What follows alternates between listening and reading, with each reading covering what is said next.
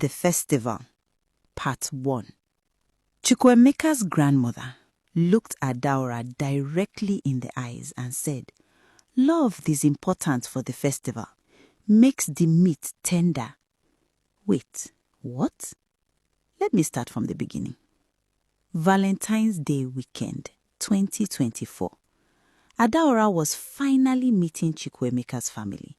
They'd been dating 2 years, Lagos power couple. He was a banker, she worked in tech, everything was perfect. Except Emeka had been acting strange about this trip. "My village is traditional," he kept saying.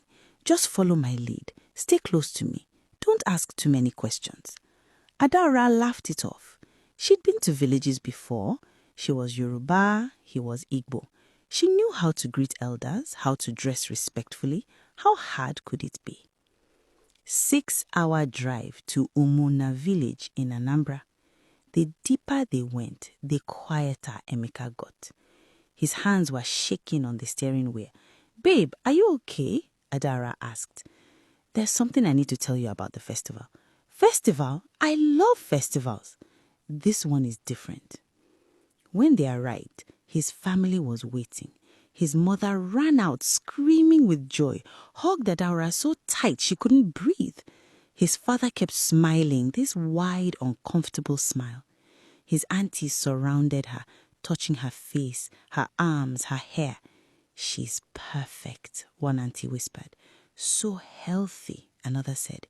"So strong," the third one added, squeezing Adaora's bicep. His mother pulled Adaora inside. "You must be tired from the journey. Eat, eat." She piled Adaora's plate with food, pounded yam, ofinsala, stockfish, everything. "I want you strong for tomorrow. The festival is very physical." That night, the whole village came for a welcome dinner. At least 200 people crammed into the family compound. Everyone kept staring at Adaora. Not friendly stares, hungry stares. "They don't see outsiders often," Emeka whispered nervously. After dinner, his grandmother, ancient woman with milky eyes, grabbed Adaora's hand. Her grip was iron. "You love my grandson?" "Yes, ma, very much." The old woman smiled. "Good, good. Love is important." Then she leaned in close and whispered, "Makes the meat tender." She walked away cackling. Adaora stood there, frozen. Did she hear that right? The meat? She found Emeka. "Your grandmother just said something weird." "She's old. She says crazy things. Don't worry about it." That night, Adaora couldn't sleep. Around 2 a.m., she heard it. Drums. Deep, rhythmic drumming that made her chest vibrate. Then chanting in Igbo. She went to the window. The village square was full of people, masked dancers moving around a massive fire. In the center was a wooden structure, a throne, and next to it, a table covered in knives. Adaora shook Emeka awake. "What's happening out there?" He barely looked. "Preparations. Go back to sleep." "Preparations for what?" "The festival, tomorrow." "Emeka, there are people with masks and knives." "Ada, please." His voice was sharp. "Just stay inside. Don't go out there. Promise me." The way he said it made her blood run cold. The next morning, Valentine's Day, Adaora woke up to find a red wrapper laid out on the bed, traditional Igbo style, covered in intricate beadwork. Beautiful, but heavy. Emeka's mother walked in. "For you, my daughter, you will wear this tonight." "It's beautiful, thank you. But what's it for?" "For the ceremony. Emeka is bringing the offering this year. Such an honor for our family." "Offering?" After his mother left, Adaora grabbed Emeka. "What offering? What is she talking about?" Emeka wouldn't look at her. He was sweating. "I need to tell you something. I should have told you before we came, but I couldn't." "Tell me what?" "The festival. It happens every 5 years. Someone has to be chosen to renew the village, keep it prosperous. It's tradition, goes back centuries." "Chosen for what?" "Emeka." And that's when Adaora saw it in his eyes. Fear, guilt, and something else. Resignation. Emeka, what happens to the person who gets chosen? Before he could answer, his mother's voice rang out from outside. It's time! Bring her to the square. The elders are waiting. The festival, part 2. Adaora woke up in the middle of the night to find Emeka gone. She sat up. The room was dark, cold. She reached for her phone. Dead. She'd forgotten to charge it. Outside, those drums again, louder now, more urgent. She got up, went to the door, locked from the outside. Her heart started racing. She pulled on the handle. Nothing. She was trapped. Emeka, she called out. No answer. She went to the window. The village square was packed. Hundreds of people, all in red, dancing around the fire. The throne sat empty in the center, waiting. Then she saw him, Emeka, standing with the elders, talking, nodding. He turned and looked directly at the house, at her window. Their eyes met across the distance. He didn't look away, didn't look guilty, just resigned. Adaora stepped back from the window. That's when she heard it. Footsteps, multiple people coming toward the house. She looked around the room frantically. There, a back window, small, but she could fit. She grabbed her bag, threw on her shoes, and climbed through just as she heard the front door opening. She is not here, someone shouted. Find her. She can't have gone far. Adaora dropped into the back garden and ran. The village was different at night, darker. The paths twisted in ways she didn't remember. Every turn looked the same. She could hear them behind her, calling her name. Not angry, worse, cheerful. Sister Adaora, come back, it's time. Don't make this difficult, sister. The ceremony must begin. She ducked into an alley between two houses, pressed herself against the wall, breathing hard. 3 men passed by holding torches. She went this way, one said. No, toward the forest, another argued. The Dibia says she cannot leave the village boundaries. The wards will stop her. Wards? Adaora waited until they passed, then moved in the opposite direction. She had to get to Emeka's car, get the keys, get out. But when she reached where they'd parked, the car was gone. Not moved, gone, like it had never been there. Looking for something, she spun around. The grandmother standing there in the dark, smiling. The car? The old woman cackled. Child, nothing leaves this village during the festival. Not cars, not people, not even prayers. She stepped closer. The Dibia has sealed us in. Old magic, the kind the missionaries couldn't wash away. You can't do this. This is kidnapping, murder. Murder? The grandmother tilted her head. No, child. This is survival. For 300 years, we feed the land. The land feeds us.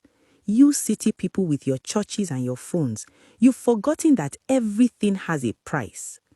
I won't let you. You don't have a choice. The grandmother raised her hand, whistled. Footsteps, everywhere, coming from all directions. Adaora ran into the forest, branches tearing at her clothes, her skin. Behind her, torches, voices, the sound of dogs barking. They were hunting her. She ran until her lungs screamed, until she couldn't hear them anymore, until she collapsed against a tree, gasping. That's when she heard crying. Soft, female, coming from deeper in the forest. Adaora moved toward the sound, found a small clearing. In the center, a girl, couldn't be more than 16, tied to a tree, bruised, beaten. Please, the girl whispered when she saw Adaora. Please help me. Adaora started working on the ropes. What happened? Who did this? They bring someone every year. Not just every 5 years. That's a lie. They bring girls every year, use them for other things. Then during the big festival, they choose one to... She couldn't finish. Adaora got the ropes loose. Can you walk? The girl nodded. Then we're getting out of here. But when they turned to leave, the forest had changed. The path Adaora had taken was gone. Every direction looked the same. Trees with marks carved into them, symbols, old symbols. The words, the girl whispered. We're trapped in the maze. They'll find us by sunrise. There has to be a way. There is. Both women spun around. A figure emerged from the shadows. A woman, not from the village. Her clothes were modern, Lagos style. She had Igbo tribal marks, but something about her was different, harder. Who are you? Adaora demanded. My name is Ngozi, and I'm the only person who's ever made it out of this village alive. Adaora stared. How? Ngozi smiled, bitter. Because I gave them what they wanted. I chose who would die in my place. She looked at Adaora. And if you want to survive, you'll have to do the same. The drums in the distance grew louder. Sunrise was coming. And with it, the final ceremony. There's no way out of the wards, Ngozi said, walking ahead of them through the forest. The Dibia, the village priest, he performs the ritual every festival, seals the boundaries. Anyone who crosses them dies instantly. You are lying, Adaora said, but even as she spoke, she remembered the way Emeka had said, stay close to me, the way the villagers didn't chase her beyond certain points. The cage had been there all along. Ngozi stopped, turned. 5 years ago, I was you. My boyfriend brought me here. Same festival, same throne. I tried to run, hit the boundary and collapsed. Couldn't breathe, couldn't move. They carried me back, told me the only way out was through. Through what? The ceremony. Someone has to sit on that throne. Someone has to be given to the land. If you refuse, if you run, they'll just take everyone, one by one, until the land is satisfied. Ngozi's eyes were cold. So I chose. I chose my boyfriend. Watch them tie him down. Watch them. She stopped. And then the words fell. I walked out, drove back to Lagos. Why did you come back? The young girl asked. To make sure the next girl knew the truth, that running doesn't work, fighting doesn't work. The only way to survive is to sacrifice someone else. Adaora felt sick. I won't choose someone to die. Then you'll die, Ngozi said simply, and so will she. She pointed at the young girl, and probably a few others. The land doesn't care who it gets, but it will get fed. Dawn was breaking. The drums had stopped. That meant they were coming. We need to move, Ngozi said. If they find you out here, they'll drag you back and the choice will be made for you. At least if you walk in yourself, you control who ends up on that throne. I'm not going back, Adaora said. Then you are dead. The young girl grabbed Adaora's arm. Please, my sister is in the village. She's only 12. If you don't do this, if you don't choose, they'll take her next. They always need more. Adaora closed her eyes. This couldn't be happening. This couldn't be real. But the bruises on the girl's face were real. The symbols carved in the trees were real. The absolute certainty in Ngozi's voice was real. There has to be another way, Adaora whispered. There isn't. Ngozi started walking. Come on, if we hurry, we can get you back before they send the hunters deeper. At least this way, you walk in with dignity. They emerged from the forest just as the sun fully rose. The village square was packed, every single person waiting. And there in the center, next to the throne, Emeka, still in his clothes from last night, face drawn, exhausted. When he saw Adaora, something like relief crossed his features. Ada, he breathed. She walked straight up to him. The crowd parted. No one stopped her, and she slapped him, hard enough that his head snapped to the side. You've known since we started dating that this is how it would end. He touched his face, didn't deny it. I had no choice. You had 2 years to tell me, 2 years to let me decide, but you didn't because you knew I'd never choose this. You knew I'd run. Ada, don't. She turned to the village head, the old man with the staff. I'm here. What happens now? The old man smiled. You choose. Someone sits on that throne. Someone feeds the land. It can be you. It can be him. He pointed at Emeka. It can be anyone in this village, but someone must be chosen before noon, or we start with the children. Adaora looked at Emeka, really looked at him, the man she'd loved, the man she'd imagined a future with, the man who'd driven her to her death. If I choose you, she said quietly, what happens? I take your place, he said. His voice was shaking. I sit on the throne and you go free. And if I refuse, if I choose myself, then you sit on the throne and I go free. Simple, cruel, absolute. The old man raised his staff. The son climbs, daughter. Choose. Adaora looked at the crowd. Hundreds of faces, some she recognized from yesterday. Emeka's mother, his father, his sister, his aunties who touched her face and called her perfect. All of them waiting to see who would die. She thought about the girl in the forest, about her 12-year-old sister, about how many others there were, how many years this had gone on. And she made her choice. I choose... Wait! A voice from the crowd. Emeka's father pushed forward. I invoke right of substitution. The village head frowned. You know the price. I do. Emeka's father stepped toward the throne. My son made this choice because I taught him to. I told him this was duty. This was honor. If anyone should pay, it should be me. Papa, no, Emeka started. Be quiet. His father's voice was still. He looked at Adaora. I am sorry for what my son did, for what my family did. This village, this tradition, it's a disease and I've been a part of it for 60 years. He turned to the village head. I offer myself freely. The old man studied him, then nodded. The land accepts. 2 men moved forward, grabbed Emeka's father, began tying him to the throne. Emeka was screaming, No, no, take me instead. Papa, please. But his father just smiled, sad, resigned. Run, Ada, before they change their minds. The village head turned to her. The choice is made. You are free to go. The wards will open for you, but only you, only once. Adaora looked at Emeka, at his father on the throne, at the village watching, and she ran. Toward the road, toward the invisible boundary she couldn't see, toward whatever magic had kept her trapped. She hit it and passed through. The air changed. She could breathe differently, feel differently. She was out. Behind her, the drums started, the ceremony beginning. She didn't look back, but she heard Emeka screaming, heard his father's last words. Tell the world what happens here. Make sure this never happens again. Adaora kept running. The Festival, Part 4. Adaora ran until she found a road, flagged down a car.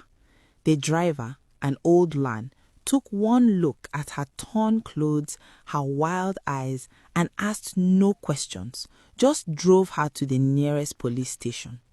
She told them everything. They didn't believe her at first. Cannibalism in 2024? Madam, are you sure you are okay? But she insisted, kept talking, until finally a younger officer said, Wait, I know that village. My grandmother used to tell stories, said they were cursed, that people who went there for festivals never came back. That got their attention.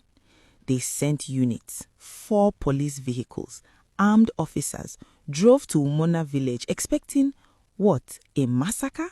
Bodies? They found nothing. The village square was empty, clean, no throne, no knives, no blood.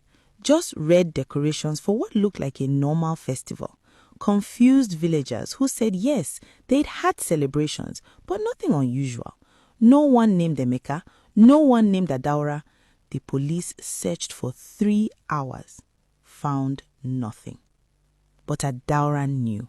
She knew what she'd seen, knew what had almost happened. So she did the only thing she could. She went public, posted on Twitter, on Instagram, on Facebook, told the whole story, every detail. My boyfriend tried to sacrifice me to his village. His father died in my place. The police found nothing, but I know what I saw, and I need people to know this happened. It went viral. News crews descended on Umona, interviewed villagers. Everyone denied everything, said Adaora was crazy, that she'd never even been there. But then someone found old records, disappearances, girls reported missing after going to festivals in that region. 20, 30, going back decades. The government opened an investigation, and 3 months later, they found the bodies. Not in the village, in the forest. Dozens of them, buried in unmarked graves. DNA testing confirmed all young women, all between ages 15 to 30, all dead within the last 50 years. The village head was arrested, along with 15 elders. They claimed it was traditional ritual, that the land required it, that without the sacrifices the village would die. The trial lasted 6 months. Adaora testified, told her story, showed her scars. The defense tried to claim religious freedom, traditional practice. The prosecution called it murder. The judge ruled murder. The village head got life. The elders got 20 years each. But Emeka had disappeared the day Adaora left.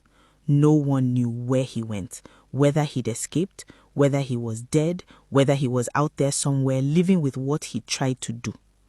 Adaora moved to London, started therapy, started rebuilding her life piece by piece.